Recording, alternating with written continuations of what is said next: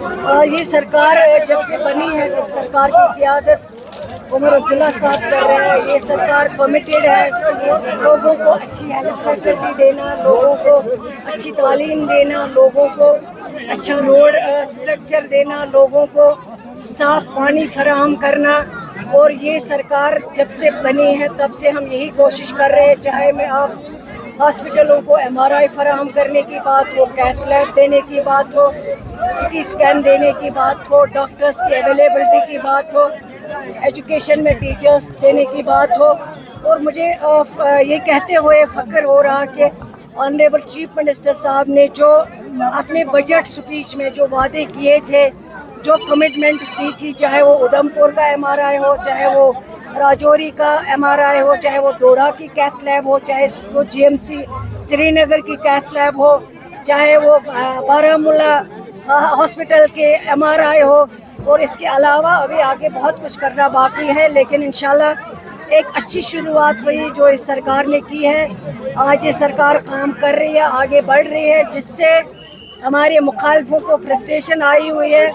وہ یہ افواہ ڈالتے ہیں کہ کچھ نہیں ہو رہا، لیکن میں ان کو بولتی ہوں کہ اپنی آنکھیں کھولیں اور دیکھیں کہ اس سرکار کے اس ایک سال کے دور میں جس سرکار کی قیادت عمر عبداللہ صاحب کر رہے ہیں، اس سرکار میں کتنی ڈیولپمنٹ ہوئی ہے، کتنی ترقی ہوئی ہے۔ اور انشاءاللہ 5 سال کے لیے لوگوں نے ووٹ دیا ہے، اس کے آگے بھی انشاءاللہ لوگ اسی جماعت، اسی جھنڈے، اسی لیڈر پہ انشاءاللہ بھروسہ کریں گے۔ لوگوں نے کوشش کی تھی باقی لوگوں کو آزمانے کی، لیکن جنہوں نے ہماری ریاست ختم کی ہے، جنہوں نے ہمارا اسپیشل سٹیٹس ختم کیا ہے، جنہوں نے ہمارے زمینوں کا حق ہم پہ ختم کیا ہے، نوکری ہم سے چھین لی ہے، سب کچھ چھینا ہے، ہمارا وقار چھینا ہے، لوگ اب ان پہ بھروسہ کرنے والے نہیں ہیں۔ جنہوں نے دودھ ٹافی کی بات ہے، جنہوں نے بینک میں اسکینڈل کیے ہیں، جنہوں نے نوجوانوں کو پیلٹ گن یہاں پہ پھینکے، جنہوں نے پیلٹ گن کو کشمیر میں انٹروڈیوس کروایا، لوگ ان پہ اب آگے بھروسہ نہیں کرنے والے ہیں۔ میم یہ بتائیے فوڈ بلاگرز کافی مشکلات سے دوچار ہیں۔ یہ بدقسمتی ہے، کیونکہ جب یہ جموں کشمیر میں، اگر کشمیر میں ہم بات کریں تو یہاں ہارٹی کلچر ہی ہے جو مین ہے،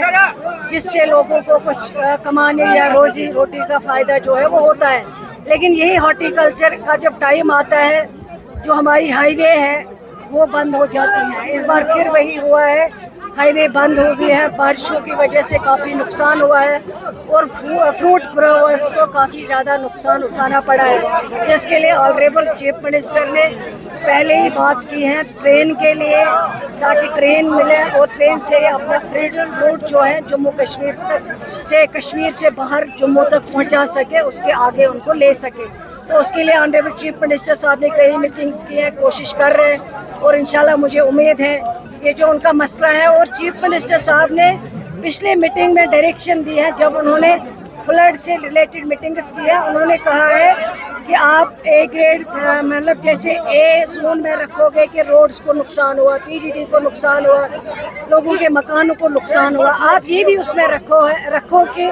جو فروٹ گروورس ہے، جنہوں نے اپنا فروٹ جمع کیا ہوا تھا، ٹرکوں میں پڑا ہوا تھا، جن کا نقصان ہوا ہے، ان کے لیے بھی آپ اس پیکیج میں جو ہے کوشش کرو، تاکہ اس پیکیج میں ان کے بھی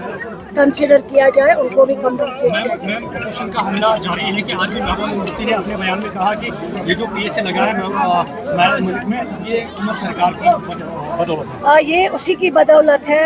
جو آج یہ دعوے کرتے ہیں۔ اگر آپ ریکارڈ نکالو گے، اس کے ریکارڈ میں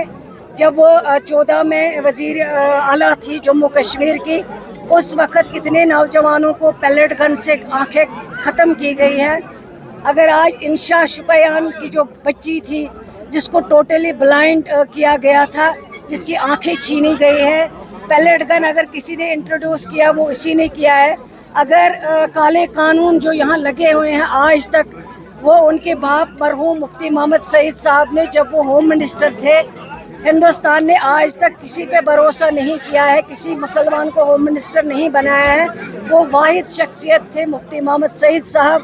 جو ابھی تک ہندوستان کے ہوم منسٹر بنے ہیں، اور اس ہوم منسٹر کے دوران جو بھی کالے قانون ہے جموں کشمیر میں، وہ مفتی صاحب کی دین ہے، ان کی بیٹی کی دین ہے۔ آج اگر ہم مصیبت جھیل رہے ہیں، ہمارے پاور کم ہوئے، لوگوں کے مشکلات حل نہیں کر سکتے ہیں، اس کی دین، اس کی وجہ اگر کوئی ہے وہ PDP کی لیڈر ہے اور PDP کی جماعت ہے. شکریہ.